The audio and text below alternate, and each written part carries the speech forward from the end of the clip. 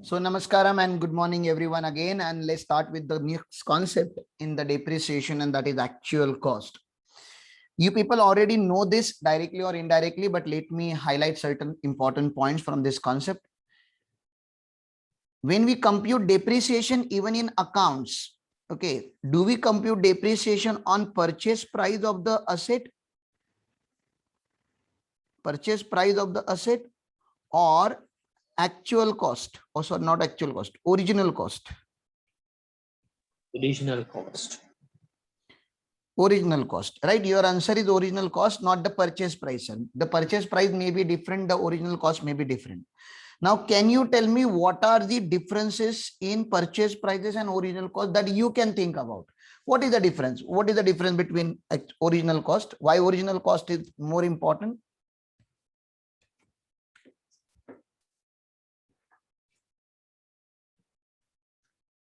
Please tell me, dear friends.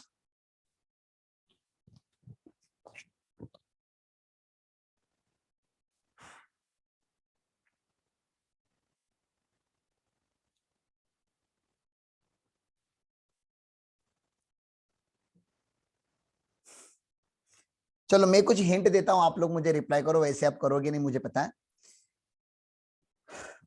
Purchase price जो है ना मेरे असेट का, एक एक एग्जांपल लेते हैं। मेरे असेट का परचेज प्राइस ऐसा है, देखो, value of the asset is 20 lakh rupees plus 18% GST. Okay, 20 lakh का 18% आएगा 3.6 lakh is equal to 23.6 lakh. ये मेरा इनवॉइस वैल्यू है। अभी जीएसटी तो तुम लोगों ने थोड़ा बहुत पढ़ लिया, ऐसे मेरा assumption है। So what is my purchase price? My purchase price is this much, right? Because I paid 23.6 lakh. This is my purchase price. Please tell me. Yes. Yeah. Yes. But is it my cost? No. No. Why, sir? इसका क्या मिलता है? ये 3.6 लाख का क्या मिलता है? Word बता दो ना, इस 3.6 लाख का क्या मिलता है जीएसटी लॉ में? ITC, input tax credit. Input tax credit मिलता है, ठीक है ना। इसका मुझे मिलेगा ITC। एंड जब भी आप जीएसटी कंपोनेंट का ITC लेते हो तो उसके साथ आपका आउटपुट टैक्स लाइबिलिटी आगे जाके सेट ऑफ हो सकता है। सो ITC is your asset, it's not a cost. ये आपका करंट असेट है। Output tax liability current liability होती है, तो ITC करंट असेट है। तो सर हमने पे तो किया, लेकिन ये हमारा कॉस्ट नहीं है, तो डिप्रिसिएशन किस पे देंगे? 23.6 पे देंगे कि 20 पर देंगे? जल्दी बोलो। 20 पर देंगे। 20 पर देंगे। Very good. चलो दूसरा क्वेश्चन पूछ लेता हूं। अब ये थोड़ा अकाउंटिंग क्वेश्चन है। आई बिलीव कि आप लोगों का अकाउंट भी अच्छा चल रहा है या अच्छे से हो गया है, अकाउंटिंग स्टैंडर्ड वेरी प्रिसाइजली। मैंने क्या किया, मैंने एक प्लांट एंड मशीनरी इंस्टॉल किया। This is my balance sheet. Okay, I am a startup entity और मैंने बहुत बड़ा प्लांट एंड मशीनरी, एक फूड फैक्ट्री इंस्टॉल किया। I believe you must have seen this kind of food factories in what you say this Nat Geo channel या discovery पे, mega factory, how they do it, ऐसे अलग अलग programme आते हैं, ठीक है ना। How they do it, how they make it, food factories, तो फूड जायंट्स, ऐसा अलग अलग ये आता है। तो उसमें आप देखोगे तो वहां पे लेबर ज्यादा होता है कि मशीनरी ज्यादा होता है? मुझे खाली वो पूछना है बस आपसे। ज्यादा होती है। मशीनरी ज्यादा होती है, तो इट इज रोबो टेक्नोलॉजी ना। वो लोग रोबो टेक्नोलॉजी से मिनिमम ह्यूमन इंटरफेयर के through they try to bring standardize manufacturing process. क्योंकि ह्यूमन जो होते हैं ना, वो लोग एरर कर सकते हैं, machines may not be making error. Machine error करेगा तो सब में कॉमन एरर करेगा, ऐसा है। तो that is also a risk, but okay, that's okay. उसके लिए ऑब्जर्वेशन करने के लिए हमने 2-3 इंजीनियर वगैरह रख दिए, राइट। 2-3 इंजीनियर या 2-3 हाईली पेड स्टाफ होता है वहां पे, which is who knows how to handle the machinery, और फिर मशीनरी अपना काम करते रहता है। So I wanted to have same plant and machinery in India, and India में वो टेक्नोलॉजी नहीं है, तो मुझे ये ना जर्मनी से इंपोर्ट करना पड़ेगा। तो आपको मैं एक छोटा सा स्टोरी बताता हूँ, ठीक है ना। तो ये इंडिया है, पकड़ लो, दिस इज इंडिया, और यहाँ पे कहीं पे तो जर्मनी है, मुझे नहीं पता कहाँ पे, लेकिन यहाँ पे है, पकड़ लो। अब जर्मनी में एक वेसल यहाँ पे रुका हुआ है। जर्मनी के पर्सन ने जर्मनी में मेरे वेसल के ऊपर 2 कंटेनर भर के, 2 बड़े बड़े कंटेनर या 4 कंटेनर भर के मशीनरी को लोड किया। इस मशीनरी को सीकेडी बोलते हैं। सीकेडी फॉर्म मतलब कंप्लीटली नॉकडाउन फॉर्म, क्योंकि पूरा मशीनरी एज इट इज नहीं आएगा ना इंडिया में। हेलो, हाँ मशीनरी तो छोटे छोटे पार्ट्स में आएगा, यहाँ पे आके उसको असेंबल करना पड़ेगा, तो इसको सीकेडी बोलते हैं। और अगर सेमी नॉकडाउन होता है तो उसको एसकेडी बोलते हैं। तो सीकेडी एसकेडी फॉर्म में है, पूरा का पूरा 4 बड़े बड़े कंटेनर भर के लोड हो गया। सेलर का रिस्पॉन्सिबिलिटी वहीं तक था, तो सेलर ने मुझसे ना इंडियन रुपी में, वैसे तो उसने जर्मनी में मेरे से यूरो में पैसे लिया लेगा, लेकिन सर यहाँ पे तो मैं चलो रुपीज में आपको बता देता हूँ। रुपीज में मेरे से उसने लिए 20 या 200 लाख ले लिए, चलो कितने ले लिए, 200 लाख मेरे से उसने ले लिए, रुपीज 200 लाख ले लिए। क्या ये मेरा ओरिजिनल कॉस्ट है या एक्चुअल कॉस्ट है? जिसको आप ओरिजिनल कॉस्ट अकाउंट में बोलते हो ना, मैं यहाँ पे उसको एक्चुअल कॉस्ट बोलता हूँ। तो allow me to replace the word original cost with actual cost. Is it my actual cost? अभी मशीनरी इंस्टॉल हुआ है क्या मेरा? नहीं, जो भी नहीं, एक्सपेंसेस आएंगे वो बिल्कुल हो अभी तो जाएंगे। बहुत सारे एक्सपेंसेस आएंगे। Can you please tell me अभी वहां से यहाँ तक आने तक का दो बड़ा खर्चा कौन सा होगा? Two major expenses. Custom duty. नहीं, कस्टम ड्यूटी तो बेटा यहाँ पे आने पे लगेगा। यहाँ पे मतलब समझ, तो जब वो इंडिया में आएगा तब। तो यहाँ पे क्या लगेगा? अरे वहां से यहाँ आना है ना। हाँ, शिपिंग एक्सपेंसेस। इसको है ना, इसको एफओबी प्राइस बोलते हैं, फ्री ऑन बोर्ड। ये प्राइस जो है ना कस्टम्स लॉ के हिसाब से फ्री ऑन बोर्ड वाली प्राइस है, मतलब ही इसको लोड करने वाली प्राइस है, ठीक है ना। सॉरी सीए इंटर स्टूडेंट्स, आपके सिलेबस में कस्टम्स नहीं है, तो this terminologies may be new for you. लेकिन सीए में इंटर के सिलेबस में, तो I have to say this, ठीक है ना। तो ये कुछ I don't want to tell you the alternative names या very much common business name. ये सारे जो नाम में यूज कर रहा हूं, all this wordings phrases are picked up from the customs law. तो यहाँ पे ये 200 लाख का इसको एफओबी बोला जाता है, फ्री ऑन बोर्ड। मतलब हमें ये नहीं पता कि इसमें का बाइफर्केशन हमें ये करने की जरूरत नहीं कि इसका मैन्युफैक्चरिंग कॉस्ट कितना है, मार्केटिंग कॉस्ट कितना है, इसका प्रॉफिट मार्जिन कितना है, यहाँ पे ट्रांसपोर्टेशन कितने का हुआ, वो सब हमें देखने की जरूरत नहीं है। वो जर्मनी के हमारे सप्लायर की रिस्पॉन्सिबिलिटी थी कि मैं वेसल तक पहुंचा दूंगा माल। मैंने बोला ठीक है। अब सर उसने वेसल तक पहुंचा तो दिया, लेकिन वेसल इंडिया में आने तक मुझे marine freight and marine insurance पे करना पड़ेगा, बरोबर? हाँ, marine freight yes. And marine insurance पकड़ लो, दोनों मिला के मैंने भर दिया 5 लाख रुपीज, दोनों मिला के। ओके, फ्रेट क्यों? क्योंकि सर भाड़ा देना पड़ेगा वेसल का। इंश्योरेंस क्यों? क्योंकि वेसल ट्रांसपोर्ट हो रहा है। आपको नहीं लग रहा ओशन में बहुत ज्यादा रिस्क होती है, डैमेज गुड्स कभी भी डैमेज हो सकते हैं, कुछ कभी भी एक्सीडेंट हो सकता है, नेचुरल कैलामिटीज कभी भी आ सकते हैं ना। वेसल वेसल पूरा ओशन में से आने वाला है, स्ट्रोम्स वगैरह तो आते रहते हैं। हाँ तो उसका क्या करना जरूरी है? इंश्योरेंस करना मैंडेटरी है। तो वो 5 लाख रुपीज का खर्चा हुआ। वैसे देखेंगे, अगर वैसे देखेंगे तो आपको मुझे इतना बताना है, मुझे तुम इसका डिफरेंस बता दो पहले, कैपेक्स और ओपेक्स। ये तुमने कॉस्टिंग में पढ़ा होगा ना, कैपेक्स एंड ओपेक्स, पढ़ा है क्या? अच्छा ठीक है, नहीं अकाउंट्स नहीं में पढ़ा होगा, अकाउंट्स में पढ़ा होगा कैपिटल एक्सपेंडिचर हाँ हाँ, पढ़ा है। और रेवेन्यू एक्सपेंडिचर, ये अकाउंट्स में तो पढ़ा होगा। हाँ, कॉस्टिंग में हम कैपेक्स ओपेक्स बोलते हैं, उसी को ही हम अकाउंट्स में कैपिटल एक्सपेंडिचर और रेवेन्यू एक्सपेंडिचर बोलते हैं। कैन यू डिस्टिंग्विश दिस दोनों में, कैपेक्स वर्सेस ओपेक्स? कैपेक्स का फुल फॉर्म होता है कैपिटल एक्सपेंडिचर, और ओपेक्स का फुल फॉर्म होता है ऑपरेटिंग एक्सपेंडिचर, या कैपिटल एक्सपेंडिचर है रेवेन्यू एक्सपेंडिचर। इन दोनों को आप जरा डिस्टिंग्विश कर दोगे तो बहुत अच्छा लगेगा। कैपिटल एक्सपेंडिचर मतलब असेट को एक्वायर करने के लिए जो एक्सपेंडिचर किया जाता है, जो रिकरिंग नहीं है, that is okay, capital. Excellent revenue जो पॉइंट। तो इसको ये बोलते हैं नॉन रिकरिंग इन नेचर, ये लिख दो, नॉन रिकरिंग लिख देता हूँ। एक पॉइंट मुझे बहुत अच्छा लगा, नॉन रिकरिंग, इसको रिकरिंग लिख देता हूं, उसका अपोजिट। ओके, सेकेंड,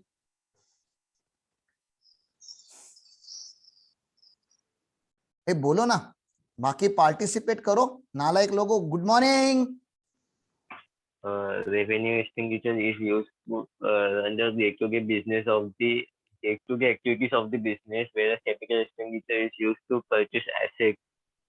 ठीक है, तो यहाँ पे मैं लिख देता हूं, ये असेट अक्वायर करने के लिए होते हैं। ओके, और ये day to day business expenditure होते हैं। चलो ठीक है, day to day business expenditure. और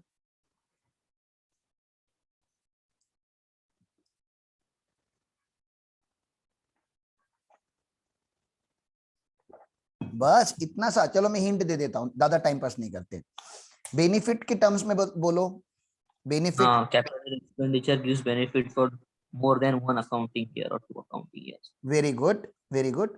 तो इसको हम ना एंड्यूरिंग बेनिफिट बोलते हैं इनकम टैक्स में, एंड्यूरिंग बेनिफिट। एंड्यूरिंग बेनिफिट को अकाउंटिंग लैंग्वेज में लॉन्ग टर्म बोला जाता है। लॉन्ग टर्म मतलब obviously more than one particular accounting year. और ओपेक्स का बेनिफिट कैसे होता है? अरे ये लॉन्ग टर्म है तो ये Short term. शॉर्ट टर्म होता है, इमीडिएट होता है। ठीक है, और बोलो प्लीज। अच्छा, रिकॉर्ड कहाँ करते हो? Record capital expenditure balance sheet where yes revenue expenditure Trading capital. taking in P&L account. ठीक है, ये बैलेंस शीट में रिकॉर्ड होता है और ये पीएनएल में। ट्रेडिंग और पीएनएल एक ही होता है तो मैं एक ही लिख देता हूँ, पीएनएल में रिकॉर्ड होता है। ठीक है, और लीगल लैंग्वेज में हम इसको बोलते हैं, हम इनको कैपिटलाइज करते हैं, कैपिटलाइज्ड इसका लीगल टर्म है इसको। और इसको हम एक्सपेंस्ड आउट करते हैं। एक्सपेंस आउट मतलब इसको खत्म कर देते हैं, राइट ऑफ कर देते हैं। चलो ठीक है, अमाउंट टर्म में बताओ, लार्ज अमाउंट, स्मॉल अमाउंट, ज्यादा पैसा कहाँ लगता है? Capital expenditure. expenditure में हाँ, Large यहाँ पे amount. लार्ज होता है, सब्सटेंशियल अमाउंट होता है। और यहाँ पे वैसे तो यहाँ पे भी लार्ज हो सकता है, ऐसा कुछ नहीं है, लेकिन इंडिविजुअली अगर देखेंगे तो कंपेरेटिवली यहाँ पे स्मॉल अमाउंट्स होते हैं। ठीक है ना, कंपेरेटिवली स्मॉल अमाउंट्स होते हैं। तो सर ये आप लोगों ने मुझे बता दिया, तो मुझे बताओ ना, डेप्रिसिएशन किसके ऊपर प्रोवाइड करते होंगे हम?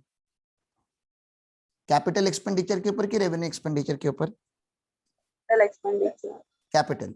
तो मुझे इसके कुछ एग्जाम्पल दे दोगे तो बहुत मजा आएगा। एग्जाम्पल दे दो ना इनके, कैपिटल एक्सपेंडिचर के कुछ एग्जाम्पल दे दोगे तो। Wages paid for installation of machinery, freight on machinery. Purchase of machinery लिख देता हूँ ना, परचेस ऑफ, सिंपल सिंपल लिखते पहले, प्लांट एंड मशीनरी। ठीक है ना, purchase of plant and machinery. और इसको मैं लिख देता हूँ repair of plant and machinery. और बताओ, यहाँ पे सैलरी लिख सकता हूँ ना, salary, rent, Salaries, transportation, transport, wages, ऐसा बहुत कुछ आ सकता है ना, रॉ मटेरियल। हाँ। यहाँ पे बहुत कुछ आ गया। अब मैं आपको क्या पूछता हूँ, जब आपको वेजेस लिख के दिया जाता है इसमें क्या बोलते हो, ट्रायल बैलेंस में या फाइनल अकाउंट में, तो आपके माइंड में क्या आता है? ये कैपिटल एक्सपेंडिचर है कि रेवेन्यू एक्सपेंडिचर है? Revenue. Revenue expenditure. फिर उसमें एक एडजस्टमेंट दिया जाता है नीचे कि 30% of the wages were paid to the factory construction workers. जिन्होंने फैक्ट्री कंस्ट्रक्शन वर्कर किया उनको 30% का वेजेस दिया गया था। अब क्या लग रहा है आपको? ट्रेडिंग के वेजेस में से 30% डिडक्ट करके मशीनरी और प्लांट मशीनरी इसमें ऐड कर दे। Very good sir. तो इसमें अभी इसको 30 को कैपिटल एक्सपेंडिचर बोला जाएगा, तो रेवेन्यू में से उतने का माइनस करना पड़ेगा, मशीनरी में उतना ऐड करना पड़ेगा। रॉ मटेरियल बोलेंगे तो यूजुअली परचेस होता है, राइट?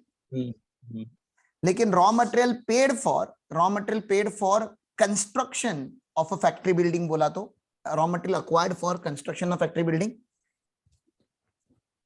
उसमें ऐड हो जाता है। रेस्ट होगा कैपिटल एक्सपेंडिचर हाँ बरोबर, होगा वो। हाँ परचेस में से माइनस होगा और मशीनरी में या फैक्ट्री में ऐड हो जाएगा। वैसे ही मैं अगर आपको पूछूं इंश्योरेंस, इंश्योरेंस रेवेन्यू एक्सपेंडिचर है कैपिटल एक्सपेंडिचर है?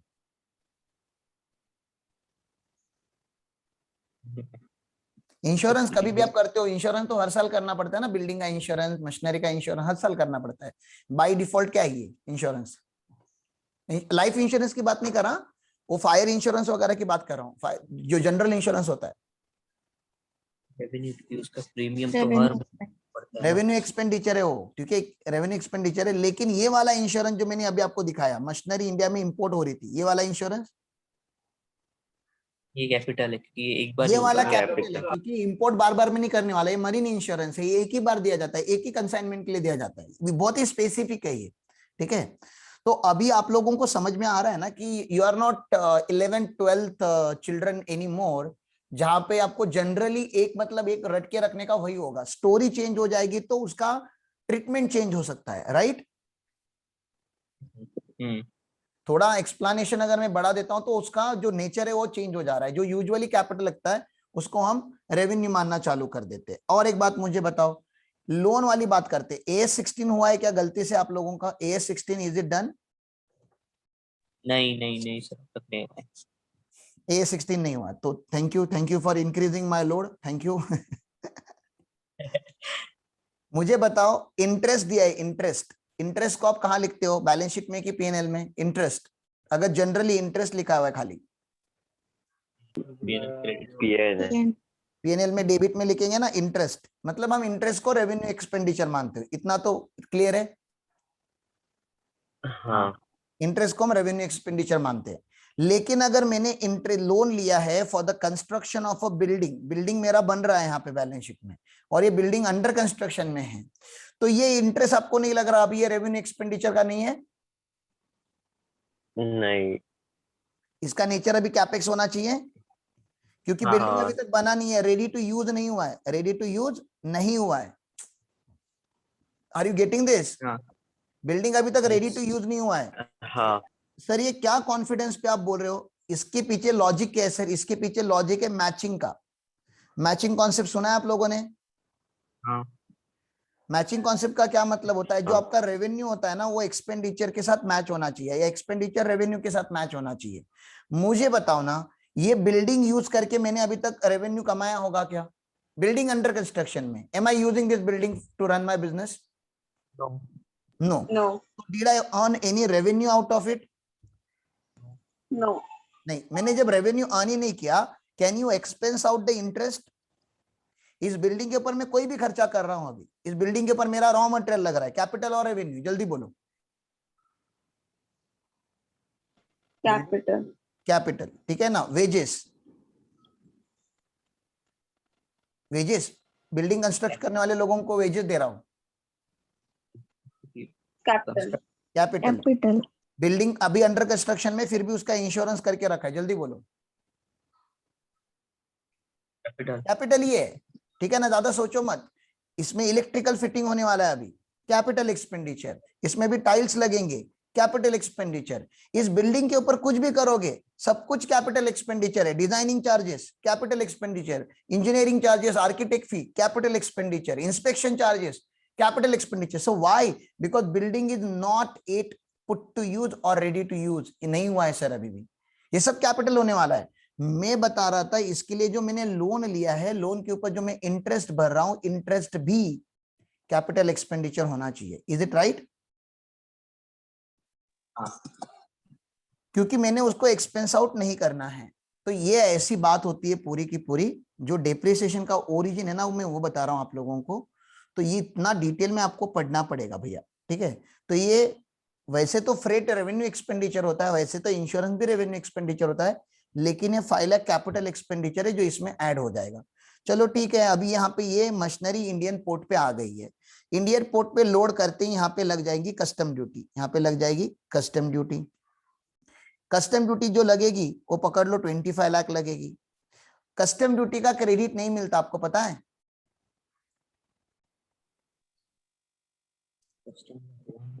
कस्टम ड्यूटी का क्रेडिट नहीं मिलता, कस्टम ड्यूटी का क्रेडिट नहीं मिलता। आईजीएसटी का मिलता है लेकिन कस्टम ड्यूटी का क्रेडिट नहीं मिलता। कस्टम एक्ट में कोई भी आपने इंपोर्ट किया ना, वही तो काम करना था, इंपोर्ट किया टैक्स भर दो, क्रेडिट थोड़ी ना क्या देंगे। क्रेडिट दोगे तो इंपोर्ट वालों को, कस्टम ड्यूटी वालों को बेनिफिट क्या है? समझ रहे हो ना? एकदम सिंपल सी बात है ना।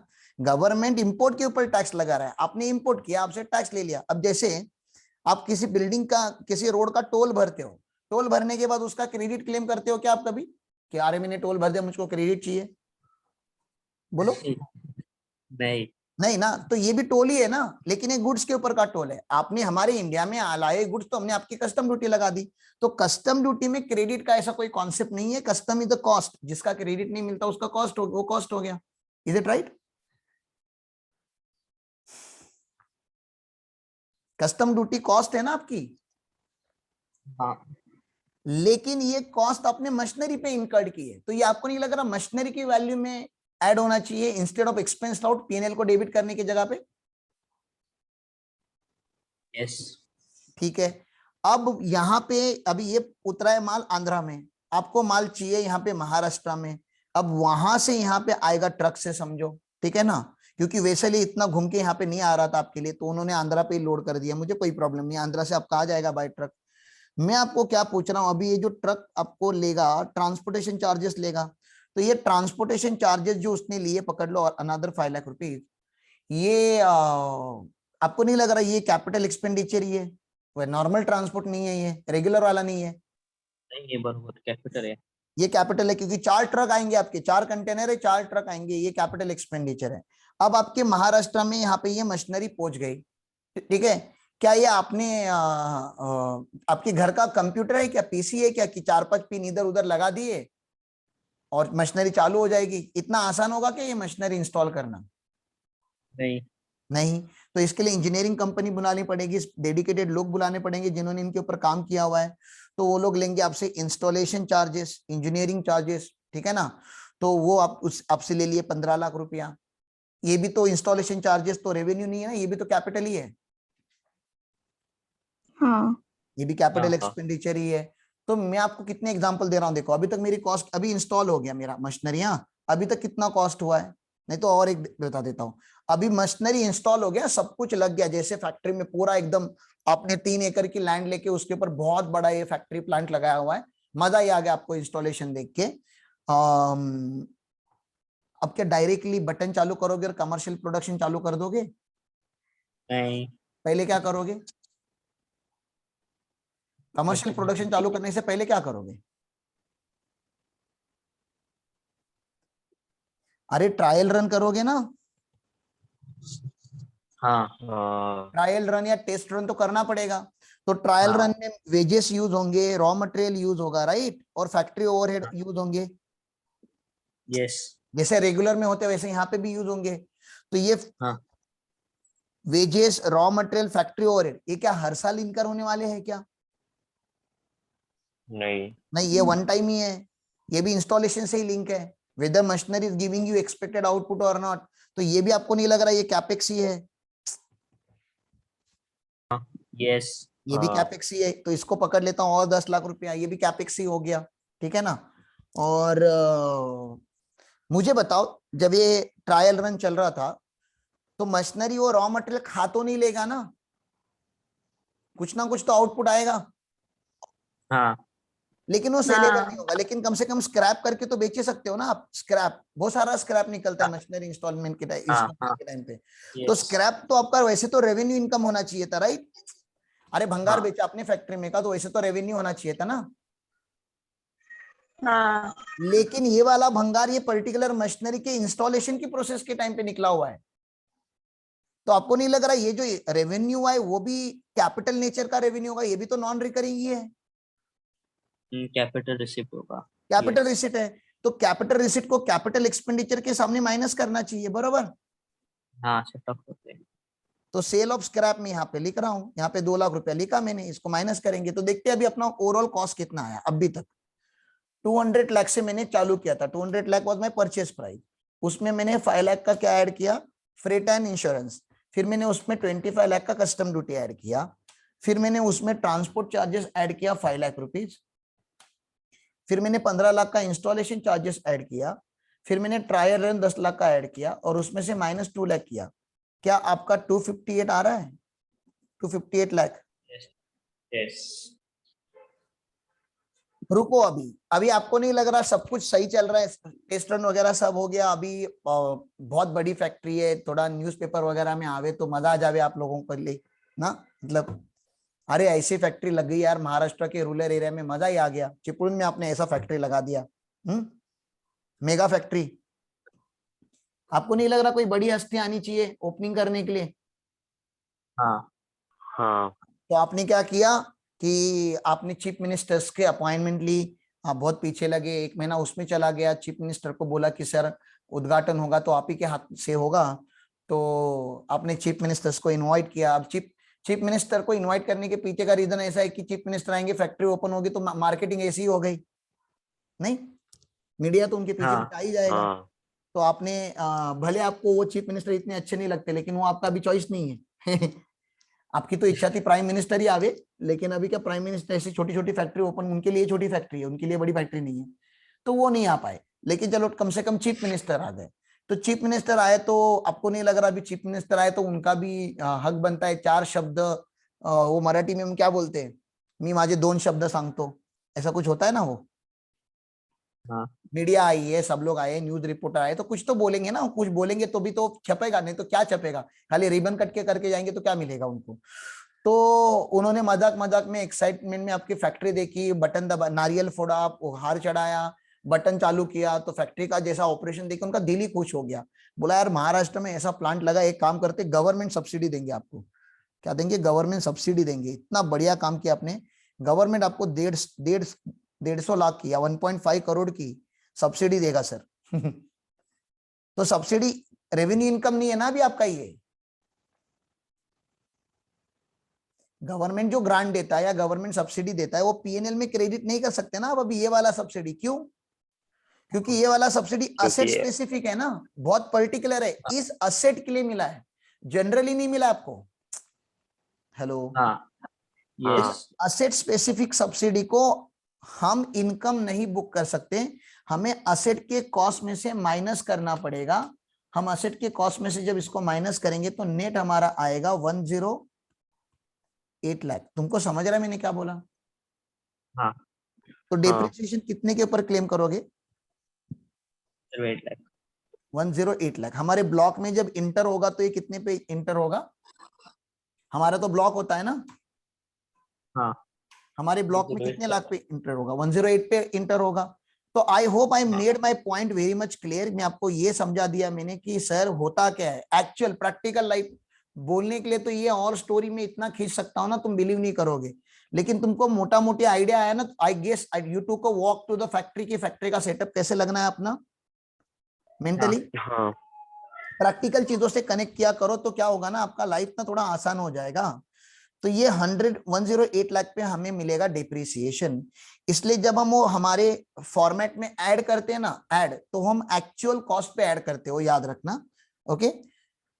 और एक्चुअल कॉस्ट को डिफाइन किया गया इनकम टैक्स में section 43 subsection 1, read with explanations to section 43 subsection 1। Explanation तो चलो अगले अभी 8:40 हुआ है, अभी 6 मिनट का और लेक्चर चलेगा, तो मुझको पहले बेसिक खत्म करने दो, फिर नेक्स्ट लेक्चर में हम एक्सप्लेनेशन चालू करेंगे। कॉस्ट ऑफ द असेट होगा, फिर उसमें इंसिडेंटल चार्जेस जो होंगे, जो कैपिटल एक्सपेंडिचर होते हैं, ऑब्वियसली ये सब कैपेक्स होते हैं, इनको हम ऐड करेंगे। ट्रांसपोर्ट कॉस्ट, इंस्टॉलेशन कॉस्ट, ये सब ऐड कर दिया।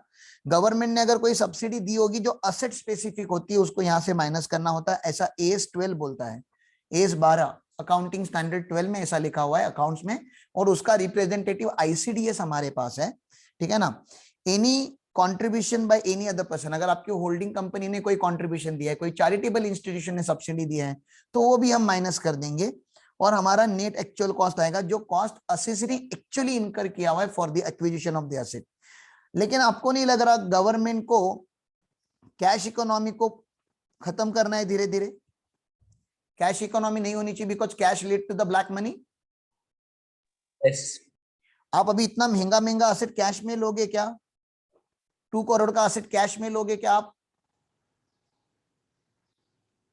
नहीं, नहीं, ये कैश में नहीं लेना चाहिए ना, हमें कैश डिस्करेज करना है। हाँ, मैंने ये कैलकुलेटर लेना है तो मैं कैश में ले सकता हूँ, 400-500 रुपए का आइटम है, ठीक है ना। मैक्सिमम में अपना एक मोबाइल है, पकड़ लो, ये मोबाइल है 7-8 हजार का मोबाइल है, समझो, ये वैसे तो 40 हजार का, लेकिन अपन मान लेते 7-8 हजार का मोबाइल है, लेकिन मैंने क्या कर लिया, इसको इसमें ले लिया, कैश में ले लिया, ठीक है ना। तो गवर्नमेंट बोलता है छोटे मोटे असेट आप ले सकते हो कैश, बड़े बड़े असेट तो कैश में मत लो। तो गवर्नमेंट ने 10,000 का लिमिट लगा दिया है PGBP में, डिप्रिसिएशन के सेक्शन में, उसको हम प्रोवाइजो टू 43(1) बोलते हैं। प्रोवाइजो मतलब एक्सेप्शन, एक्सेप्शन मतलब सर इसको एक्चुअल कॉस्ट नहीं माना जाएगा। जिसको एक्चुअल कॉस्ट नहीं माना जाता, क्या उसके ऊपर डिप्रिसिएशन मिलेगा? नहीं। तो प्रोवाइजो मतलब आपको डिप्रिसिएशन नहीं देना है, कभी नहीं देना है। Where assessee incur any expenditure for acquisition of any asset in respect of which payment or aggregate of payments made to a person in a day otherwise than account pay check, account pay draft, electronic clearing system or other notified mode exceeding rupees 10,000, 10,000 तक चलेगा, 10,000 से ज्यादा एक दिन में नहीं चलेगा, ठीक है ना। Such expenditure shall not form part of actual cost of the asset, और जो actual cost नहीं बनता उसके ऊपर depreciation charge नहीं होता. Is it clear? Yes.